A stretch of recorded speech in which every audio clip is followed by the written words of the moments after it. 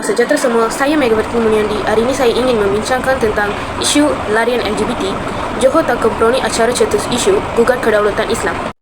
Isu ini berlaku di Johor Bahru. Program larian didakwa disertai pelancong asing berpakaian kurang sopan dan mempromosikan budaya songsal, lesbian, gay, bisexual serta transgender LGBT bukan anjuran kerajaan negeri. Menteri Besar Johor, Datuk On Afiz Ghazi, menegaskan pihaknya juga tidak pernah memberi kebenaran dan juga kelonggaran kepada mana-mana pihak bagi pengajuran acara yang tidak menjaga sensitiviti agama Islam di negara ini. Mula-mula, jom kita tengok apa itu LGBT. LGBT ialah akronim merujuk kepada kelompok golongan sekut, lesbian, gay, bisexual dan juga transgender. Istilah LGBT bertujuan untuk menekankan kepelbagaian seksualiti dan juga gender budaya berdasarkan identiti.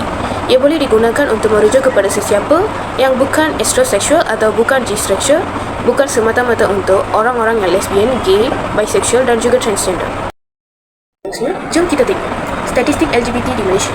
Kumpulan LGBT yang paling dikaji di Malaysia ialah MSM, lelaki yang melakukan hubungan seks dengan lelaki, yang mungkin termasuk mengenal pasti LGBT, contoh gay dan bisexual, atau lelaki yang mengenal pasti bukan LGBT, 38.6%, dan ini diikuti oleh wanita, trans atau mak, yes, 29.5%, dan lelaki gay, 15.9%.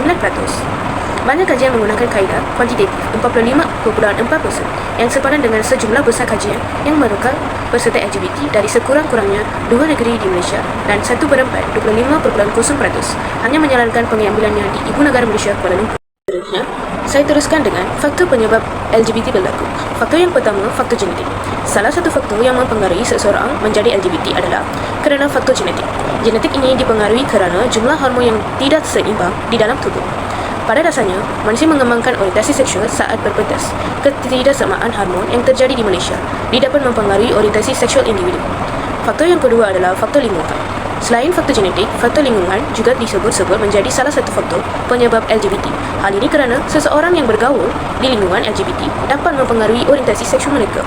Selain itu, faktor orang tua yang sering bertekar, melakukan kekerasan, ingin bercerai juga turut diduga dapat menjadi penyebab seorang memiliki jenis orientasi seksual tertentu.